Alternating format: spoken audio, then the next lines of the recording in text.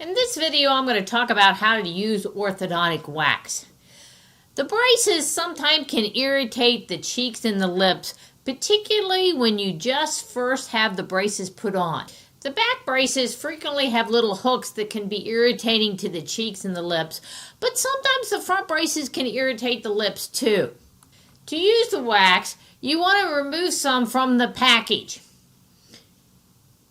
You tear off about the size of a pea, which is what you're going to put on the braces, and you want to warm up the wax by rolling it gently in between your two fingers. Then you want to place it in the mouth over the area of the brace that's bothering you and gently push it in place, and you can mold it so it's nice and smooth. When you're ready to remove the wax when you're going to eat, just grip the sides and gently peel it off. If the wax doesn't want to stay, dry off the area of the braces with a tissue.